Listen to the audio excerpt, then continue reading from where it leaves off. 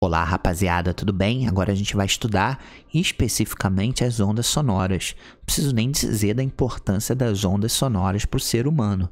Uma das características que diferencia o ser humano dos animais é justamente a fala, né? E para falar, não basta você ter alguém que produza a onda da voz. Você tem que ter ouvidos para captar essa onda, e essas ondas são de natureza sonora.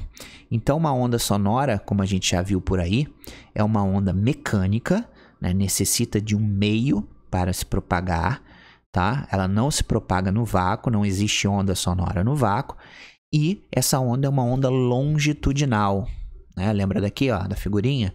Longitudinal é aquela que a vibração é feita nesse sentido e ela também vibra nesse sentido. Ela não é assim não, tá? Isso aqui foi só para ilustrar e comparar essa onda que é a transversal, né? Onde está as zonas de alta pressão, baixa pressão, crista e vale, com a onda longitudinal, que é essa daqui, tá? Essa aqui de cima é a transversal, essa aqui de baixo é a longitudinal. Então, uma onda sonora, ela é mecânica e longitudinal, tá? Bom, e aqui a gente tem um diapasão, como a gente falou lá no outro vídeo. Esse diapasão está vibrando e está, obviamente, movimentando aqui, perturbando essas moléculas de ar em volta. E aí a onda vai se propagando, né, alternando regiões aqui onde as moléculas estão mais próximas, que está mais escurinho aqui, são regiões de alta pressão, com regiões mais clarinhas aqui, que são regiões de baixa pressão.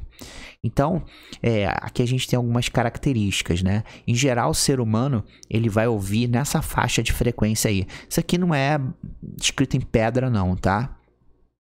Quando ele fala aí 16 Hz, 20 mil Hz, na verdade vai ter livros que vão falar 20 Hz, 20 mil. Na verdade, 20 Hz a gente não está nem mais ouvindo nada, 20 mil já não está ouvindo praticamente nada. Quando a gente vai ficando velho, né, e caduco, a gente vai perdendo a sensibilidade do agudo. Por isso que às vezes você fala alguma coisa e a sua avó, seu avô fala em. Ele fala em, é porque ele perde sensibilidade do agudo e aí a gente tem dificuldade de entender o que a pessoa está falando, tá? Não é só porque a pessoa está surda que ela vai perdendo sensibilidade no agudo. Inclusive existem aplicativozinhos aí no celular e até no YouTube tem teste que ele vai botando uma frequência, tá? Um som com uma determinada frequência e vai aumentando essa frequência para testar até onde você consegue ouvir, tá? Que já não sou mais adolescente, eu ouço hoje mais ou menos até 16 mil Hz. 16, 17, 18, 19, eu já não ouço, tá? E é muito difícil, mesmo um adolescente, ouvir 20 mil Hz, ok? Então isso aí não é escrito em pedra, só para você ter uma noção da ordem de grandeza das frequências que o ser humano ouve. Bom, e se eu tiver frequências inferiores a 20 a 16 Hz, a gente chama isso de infrassom, que também não é muito comum a gente ver esse vocabulário no cotidiano, mas esse agora é ultrassom. São ondas sonoras com uma frequência superior a 20 mil Hz. A gente não ouve, tá? A gente não tem percepção dela, mas elas existem. Por exemplo, os morcegos, eles se locomovem produzindo ultrassom, frequências altíssimas que batem nos obstáculos e retornam pro morcego, e o morcego consegue calcular a distância que aquele obstáculo está. O ultrassom também é usado, por exemplo, naquele aparelho que se usa na gravidez, né? Para você ver o sexo do bebê, para você ver a saúde do bebê. Então, você é um aparelho que emite ondas em faixas de frequência superiores a 20 mil Hz. Bom, e outra coisa importante para a gente fechar essa aula. O som, ele se propaga em meios, né? Como a gente viu, são ondas mecânicas. E quanto mais denso for esse meio, mais moléculas você tem para agitar e mais fácil é para o som se propagar.